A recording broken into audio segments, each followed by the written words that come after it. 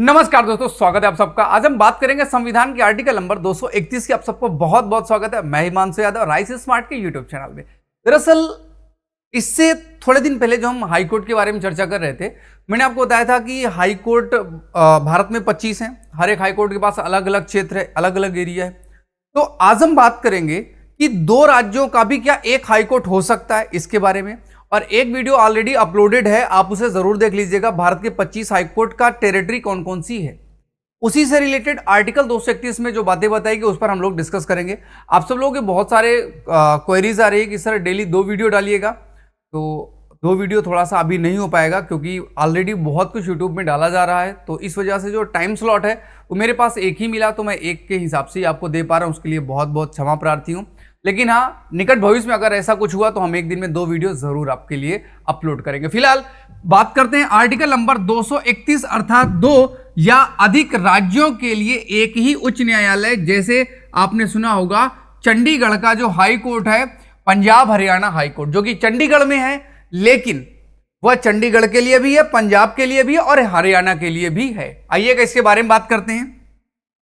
इस अध्याय के पूर्ववर्ती उपबंधों में से, जो पीछे आपने पढ़ा है, किसी बात के होते हुए संसद यानी कि पार्लियामेंट कानून के द्वारा 2 या अधिक राज्यों के लिए अथवा 2 से अधिक राज्यों और किसी संघ राज्य के लिए एक ही उच्च न्यायालय स्थापित कर सकेगी। जैसे साल 2014 में जब तेलंगाना बनाया गया आंध्र प्रदेश से, तो आंध्र प्रदेश और तेलंगाना का हाईकोर्ट हैदराबाद था।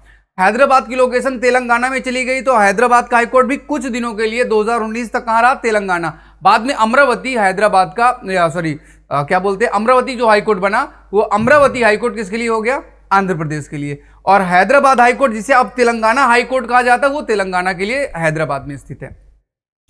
एक ही उच्च न्यायालय स्थापित किया जा सकता है। 2 राज्यों के लिए भी हो सकता है, या 2 राज्य एक केंद्र शासित प्रदेश, या 1 राज्य एक केंद्र शासित प्रदेश। जैसे बंबई वाला जो महाराष्ट्र में हाई कोर्ट है, वो दादर नागर हवेली को भी कवर करता है, दमन दीव को भी कवर करता है और महाराष्ट्र को भी कवर करता है। किसी ऐसे उच्च न्यायालय के संबंध में अनुच्छेद 217 में उस राज्य के राज्यपाल के प्रति निर्देश का यह अर्थ लगाया जाएगा कि वह उन सभी राज्यों के राज्यपाल के प्रति निर्देश है जिनके संबंध में वह उच्च न्यायालय अधिकारिता का प्रयोग करता है। देखो, अगर कोई भी नियम कोई भी हाई कोर्ट बनाया जाए, राज्यपाल देगा, तो उस हाई कोर्ट के लिए वो लागू होगा।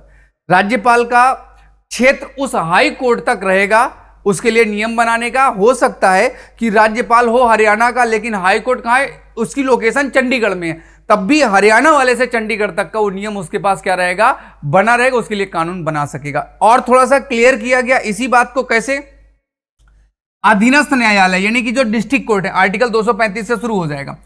अधीनस्थ न्यायालय के लिए किन्हीं नियमों, प्रारूपों, सारणियों के संबंध में अनुच्छेद 227 वेतन भत्ते राज्यपाल के प्रति निर्देश का अर्थ लगाया जाएगा कि वह उस राज्य के राज्यपाल के प्रति निर्देश है जिसमें वे अधीनस्थ न्यायालय स्थित हैं। यानी कि जो सबऑर्डिनेट कोर्ट है वो उस राज्यपाल के अधीन होते हैं, राज्यपाल के, और वो अपनी रिपोर्ट किसको करते हैं, हाई कोर्ट को करते हैं। अनुच्छेद 219 ये आपका वेतन भत्ते से संबंधित, शपथ से संबंधित है। हाँ, शपथ। और अनुच्छेद 229 वेतन भत्ते में या खर्चे से संबंधित, इसमें राज्य के प्रति निर्देश का यह अर्थ लगाया जाएगा, राज्य के प्रति निर्देश का अर्थ यह लगाया जाएगा कि उस राज्य के प्रति निर्देश है जिसमें उस उच्च न्यायालय का मुख्य स्थान स्थित है। क्योंकि कई बार क्या होता है कि उस राज्य में हाई कोर्ट है नहीं, तो अब राज्यपाल उस हाईकोर्ट के लिए जो भी निर्देश जारी करेगा वो वहां पर लागू होगा, हालांकि वो हाईकोर्ट दूसरे क्षेत्र में है। परंतु यदि ऐसा मुख्य स्थान किसी संघ राज्य क्षेत्र में है, मान लीजिएगा चंडीगढ़ वाला केस, तो अनुच्छेद 219 और अनुच्छेद 229 राज्य के राज्यपाल, मतलब एक तो गवर्नर हो गया, लोक सेवा आयोग यानी कि पब्लिक सर्विस कमीशन, विधानमंडल विधानसभा, संचित निधि के प्रति निर्देश का यह अर्थ लगाया जाएगा कि वे क्रमशः राष्ट्रपति, संघ लोक सेवा आयोग, संसद, भारत की संचित निधि के प्रति निर्देश है।